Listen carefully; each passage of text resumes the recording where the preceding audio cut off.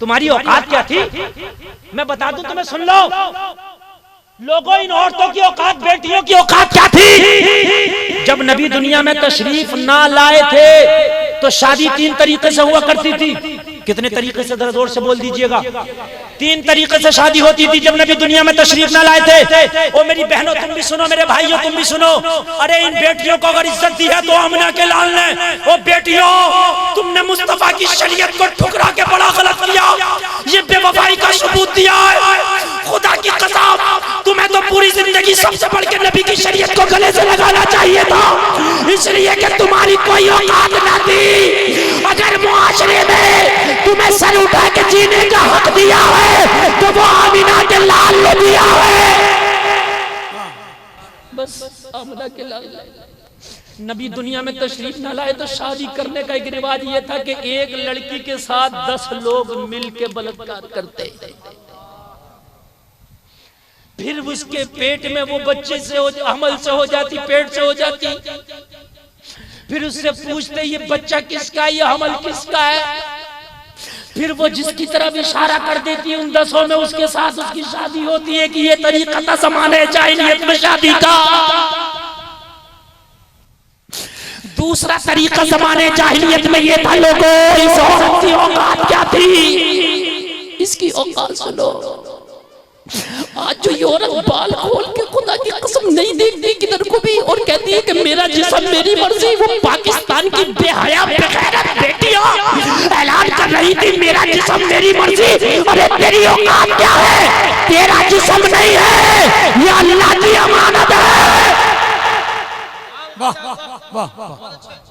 एक नारा दिया था पड़ोसी मुल्क से, मेरा जिस्म मेरी मर्जी, तेरी औकात क्या है? अभी अगर फालिज हो जाए, अभी पैरालाइसिस हो जाए, तेरा हाथ नहीं उठेगा, मेरी गारंटी है। मैं कहूंगा बेहया बेगैरत, तेरा जिस्म तेरी मर्जी था तो अपना हाथ उठा के दिखा मुझे। तेरा जिस्म रब की मर्जी जी, इसलिए कि रब चाहेगा तो तेरा हाथ उठेगा, रब चाहेगा तो तेरा हाथ नहीं उठेगा। अभी पैरालाइसिस हो जाए, अभी दिमाग की एक रग बंद हो जाए, हाथ काम नहीं करेगा। बोलो गलत कह रहा हूं के साथ? बोलो। अब तेरा जिस्म है, हाथ उठा के दिखा। पाकिस्तान की बेहयाओं ने कहा था मेरा जिस्म मेरी मर्जी। हाय तुम्हें शर्म नहीं आती? तुम्हारी औकात ये थी। दूसरा चलन ये था कि एक लड़की के साथ 20 लोग बलात्कार करते, रिलेशनशिप में आते 20 लोग, और उसके बाद पंचायत बैठती। पंचायत बैठने के बाद में वो पंचायत जिसकी तरफ उसको मंसूब कर देती कि ये 10-20 लोगों ने रिलेशन बनाया, लेकिन शादी इस एक के साथ की जाएगी, तो उस एक के साथ शादी होती। जमाने जाहिलियत में दूसरा रिवाज ये था, और तीसरा रिवाज यही था जिस तरीके से अब ये शादियां होती हैं। सुनो, मुस्तफा जाने रहमत ने लोगों खदीजा को गले से लगा के बताया, ये औरतें ठुकराने के काबिल नहीं है, ये औरतें इज्जत देने के काबिल है। है नारे तकबीर, नारे रिसालत, जश्न ईद मीलादुन नबी, जश्न आमदे मुस्तफा, मसलके आला हजरत, इश्क मोहब्बत, इश्क मोहब्बत। मालूम है लोगों, तुमको मालूम है लोगों, जरा कान खोल के सुनो। तुम्हें मालूम है औरत की ये इज्जत थी जमाने जाहिलियत में। अगर किसी का शौहर मर जाता तो उस औरत को इतना मनहूस समझा जाता, उसके बर्तन अलग कर दिए जाते, उसे जंगल में डाल दिया जाता, उसे बस्ती से अलग कर दिया जाता। लोग कहते ये इतनी मनहूस औरत है कि इसकी नहूसत की वजह से इसका शौहर मर गया है। उसे कोई मुंह नहीं लगाता था, उससे कोई बात नहीं करता था, उसका सोशल बाइकाट कर दिया जाता था, उसका हुक्का पानी बंद कर दिया जाता था। यार कितना बड़ा जुल्म होगा इन औरतों पर। एक तो उसका शौहर मर गया, दूसरा सारे लोगों ने उससे ताल्लुक खत्म कर दिया, सारे लोगों ने उसे बस्ती से बाहर निकाल दिया। लोगों क्या हैसियत थी इस औरत की। मगर मुस्तफा ने सबसे पहले अगर निकाह किया तो उसी औरत से किया जिस औरत का निकाह, जिस औरत की शादी 2 मरतबा पहले हो चुकी थी। उसी खदीजा को गले लगा के बताया किसी का शौहर अगर मर जाए तो वो औरत मनहूस नहीं होती, उससे निकाह हो सकता है जैसा कि मोहम्मद खदीजा से निकाह कर रहे हैं। ये हैसियत थी औरत की। इन बेटियों को तो खुदा की कसम, नबी से मोहब्बत तो सबको करना चाहिए, मगर इन बेटियों को सबसे बढ़ के करना चाहिए। ये तो मर जाएं अपना आवाज तक ना सुनाएं किसी को, इसलिए कि नबी ने इन्हें इज्जत दी। इनकी हैसियत क्या थी? नबी जब दुनिया में तशरीफ न लाए तो इनकी हैसियत ये थी, जरा सुन लीजिए, जरा सुन लीजिए, हैसियत ये थी इनकी। आज ये बेटियों की औकात क्या थी सुनो। एक दिन मुस्तफा बैठे हैं, एक शख्स आया नबी की बारगाह में, चीखे मार मार कर रो रहा था, चीखे मार मार। नबी ने फरमाया रोता क्यों है?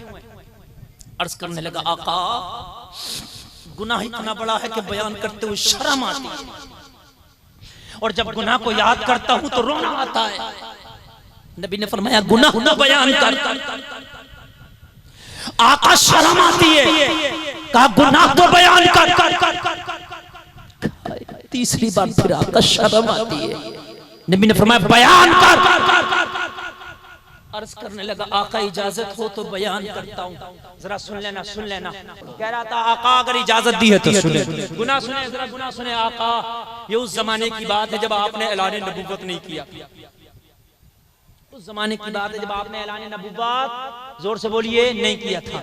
जमाने जाहिलियत की बात बता रहा हूँ आका। या रसूल अल्लाह, किसी के घर में अगर बेटी पैदा होती तो वो अपनी बेटी को जिंदा दफन करता था, नहीं छोड़ता। कुछ लोग या रसूलुल्लाह ऐसे नरम दिल के भी होते थे कि उनके घर में बेटी पैदा हो गई तो वो अपनी बेटी को जिंदा दफन नहीं कर पाते थे, उनके हाथ कांप जाते थे, उनका दिल नरम होता था। तो आका वो मेरे पास आते थे, मैं सुपारी लेके उन लड़कियों की, पैसा लेके स्पेशल उन लड़कियों का मर्डर करके उनको जिंदा कब्र में दफन करता था। स्पेशलिस्ट था आका में इस चीज का कि अगर कोई बाप नरम दिल का हो, अपनी बेटी को ना मार सके, अपनी बेटी का गला ना दबा सके, अपनी बेटी को जिंदा दफन ना कर सके, तो उसकी बेटी को उसके बाप से उजरत लेके, कीमत लेके, सुपारी लेके मर्डर करके जिंदा दफन करता था। या रसूल अल्लाह, ये उस वक्त की बात है कि मैं 99 लड़कियों का कत्ल कर चुका था। या रसूल अल्लाह, मैं 99 बच्चों को कब्र में दफन कर चुका था। या रसूल अल्लाह, दिल काला था, अपने गुनाह पर कोई पछतावा भी ना था, अपने किए पे कोई अफसोस भी ना था। या रसूल अल्लाह, 99 लड़कियों के बाद में बड़ा शोहरा हो गया था, मेरी बड़ी शोहरत हो गई थी। एक बाप 5 साल के बाद अपनी बीवी को छोड़ चला गया, 5 साल के बाद घर वापस आया। जब 5 साल के बाद घर वापस आया तो उसके घर में नन्ही सी गुड़िया खेल रही थी, उसके घर में नन्ही सी परी खेल रही थी, नन्ही मुन्नी एक बच्ची खेल रही थी। अपनी बीवी से आके बोला ये बच्ची किसकी है? कि पड़ोस की बच्ची खेलने आई है। बीवी ने मुस्कुरा के जवाब दिया, ओ मेरे शौहर, जब तू मुझे छोड़ कर गया था तो मैं उस वक्त पेट से थी, जब तू मुझे छोड़ कर गया मैं उम्मीद से थी, तेरे जाने के बाद मैंने ही इस बच्ची को जन्म दिया है, ये तेरी सगी बेटी है। मगर सुन, ये तुझसे इतना प्यार करती है, रोज सुबह को पूछती थी माँ मेरा बाप कब आएगा, शाम को जब मैं इसे थपकियां दे के सुलाती तो पूछती थी माँ मेरा बाप कब आएगा। जब ये खाना खाती तो पूछती माँ मेरा बाप पता नहीं कहाँ उसने खाना खाया होगा कि नहीं खाया होगा। लोगों से और करो, जब ये पानी पीती तो कहती माँ मेरा बाप पता नहीं कहाँ उसको पानी मिला होगा कि नहीं मिला होगा। मेरे शौहर, ये तुझे बड़ा याद करती थी, ये रातों दिन तेरी मोहब्बत में सरसार थी। आज तू आया है इसे कलेजे से लगा के एक बार बाप के होने का एहसास दिला दे, एक बार इसे अपने सीने से लगा के अपनी बेटी होने का एहसास दिला दे। मगर ये जालिम था, अर्ज करता का उस वक्त बेटी का बाप होना एक ऐब समझा जाता था। या रसूल अल्लाह, बेटी को कोई जिंदा नहीं रहने देता था। जब इसके प्यार के किस्से सुने तो मेरा दिल कांप गया, इसे कैसे जिंदा दफन करूंगा। जब मैंने प्यार के किस्से सुने तो उसका दिल कांप गया। अर्ज करने लगा आका, उस बेटी का बाप मैं मेरे पास आया और आके बोला मेरी 5 साल की बेटी है जो बड़ा प्यार करती है, मैं उसे जिंदा नहीं देखना चाहता, मैं जिंदा दफन तो कर दूं मगर उसका प्यार मेरे हाथों को मजबूर करता है, उसकी मोहब्बत ने मेरे पैरों में बेड़ियां डाल दी हैं। 5 साल तक कोई रात ऐसी नहीं गुजरी जो मुझे याद नहीं किया है, कोई दिन ऐसा नहीं गुजरा जो मुझे याद नहीं किया है। मेरे हाथ कांपते हैं उसे दफन करने में। बता अगर उसे दफन तू करेगा तो बदले में कीमत क्या लेगा? आका की बारगाह में अर्ज करता या रसूल अल्लाह मैंने उसकी बेटी की भी कीमत तय कर ली, ये मेरा 100वां शिकार था। कितनेवां शिकार था ये? 100वां। मेरी माँ बहनें भी बेटी हैं, तुम्हारी कोख से पैदा होने वाले बच्चों को तुम्हें कसम है कि तुम्हें उसे कनीज़े फातिमा बनाना है। मेरे नबी को कितनी तकलीफ होती होगी जब ये बेटियां गलत रास्ते पे चलती होंगी। तो अर्ज करने लगा आका वो 100वां शिकार था, मैंने कीमत तय कर ली। मैंने कहा मैं इसकी कब्र तैयार करता हूं, तू अपनी बेटी को बेला फुसला के लेकर के आ। मैंने एक जंगल में एक गड्ढा खोद लिया, कब्र तैयार कर ली और मैंने उसके बाप को वक्त दे दिया बेला फुसला के बेटी को ला। उसका बाप बेला फुसला कर अपनी बेटी को माँ की गोद से लेके आया। बेटी को जब उठाया तो बेटी गले से चिपक गई। हाय आज मेरे बाप का मुझे गला मिल गया, आज बाप के सीने से चिपटना नसीब हो गया, आज बाप की खुशबू आ गई, आज बाप का एहसास हुआ। वो तो सोच रही थी कि बाप ने प्यार से उठाया है, मगर उस बेटी को क्या पता था ये जालिम इसका सौदा कराया है। उस बेटी को क्या पता था ये आखिरी मर्तबा गोद में उठाया है। इस जालिम ने तो इसकी कब्र भी तैयार करा दी है। आका की बारगाह में अर्ज कर रहा था या रसूल अल्लाह मैं कब्र तैयार करके बैठा था, उसका बाप ले आया। 5 साल की बच्ची थी, मुझे देखकर पहचान गई या रसूल अल्लाह मैं बहुत मशहूर था बेटियों का मर्डर करके दफन करने में। जैसे ही बेटी ने देखा चीख निकल गई, हाय मेरे बाप तू किस जालिम जल्लाद के पास ले आया, ये बड़ा जल्लाद है। मेरे बाप मैंने इसके किस्से सुने हैं, इसने बड़ी लड़कियों को जिंदा दफन किया। मेरे बाप तू मुझे इसके पास ना छोड़, मैं जिंदगी में कभी तुझसे खाना नहीं मांगूंगी, कभी जिंदगी में तुझसे कपड़ा नहीं मांगूंगी, कभी जिंदगी में बाप मैं तुझसे कुछ नहीं मांगूंगी, मगर तू मुझे इसके पास ना छोड़, मुझे ये जिंदा नहीं छोड़ेगा। आका की बारगाह में अर्ज करता या रसूल अल्लाह बाप ने अपनी बेटी को पटक दिया, जमीन पे पटक के बोला पकड़ तेरा शिकार आ गया। करता या रसूल अल्लाह मैंने 5 साल की बच्ची की कलाई पकड़ के खींचा और खींच के मैंने धक्का दे के कब्र में डाल दिया। अगर जरा भी तुम्हारे सीने में मुस्तफा की मोहब्बत है तो सुनो इन बेटियों की ये इज्जत थी। आका मैंने खींच के कब्र में डाला, उस बच्ची का मुंह जमीन में लगा, खड़ी हुई बाप मुझे मरना ना छोड़। बाप भी फिर के जाने लगा। मैंने लोहे की कुदाल जिससे कब्र खोदी थी उसी कुदाल को उठाया, बच्ची के सर में मारा। 5 साल की बच्ची, लोहे का कुदाल, बच्ची के सर में कुदाल लगा, बच्ची गश खा के जमीन पे गिरी, कब्र में गिरी। गिरने के बाद या रसूल अल्लाह एक बार बच्ची संभली, बच्ची संभली, ज़बान से निकला मौला तेरा वो रहमत वाला नबी कब आएगा जो हम बेबियों को जिंदा दफन होने से बचाएगा।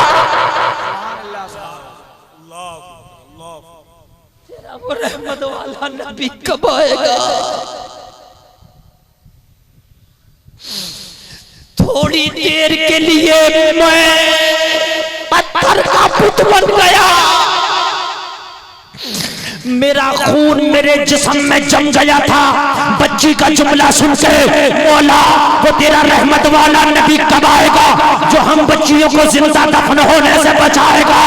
मेरे जहन में आया हाय ये बच्ची भी उस नबी को पहचान रही है, एक मैं जालिम हूँ उस नबी को भूल बैठा हूं।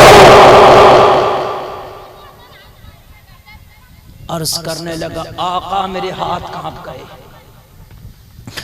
या रसूल अल्लाह मेरे हाथ कांप गए। बच्ची तो गिर गई कब्र में, मगर मैं मिट्टी ना डाल सका। उस बच्ची के जुमले ने मेरी आंख खोल दी, रहमत वाला नबी। बस कुदाल वही छोड़ के मैं वापस आया। मैंने लोगों से पूछा, पागलों की तरह, लोगों क्या रहमत वाला नबी आ चुका है? लोगों के रहमत वाला नबी आ गया है? लोगों ने कहा, रहमत वाला नबी आ गया है। क्या बरकत वाला नबी आ गया है? हाँ, बरकत वाला नबी आ गया है। क्या लड़कियों को इज्जत देने वाला नबी आ गया है? हाँ, आ गया है। या रसूल अल्लाह, आपको तलाश करता करता, आपका पता पूछता पूछता, या रसूल अल्लाह आपको ढूंढता ढूंढता आपकी बारगाह तक पहुंचा हूं। आका, क्या मेरी तौबा भी कबूल हो जाएगी? नबी की आंख में आंसू आ गए और हाल ये था कि नबी ने इसकी तरफ से चेहरा फेर लिया। मेरी बहनों जरा सुन लो, बारीक लिबास पहनकर जमाने में इठला के फिरने वालियों जरा सुन लो, तुम्हारा गम नबी को इतना हुआ कि नबी ने चेहरा फेर लिया और फरमाया, अल्लाह तेरे गुनाह को माफ करे, तू सच्ची तौबा कर ले। और नबी उठ के घर के अंदर चले गए। घर के अंदर नबी तशरीफ ले गए, नबी से रहा ही ना गया।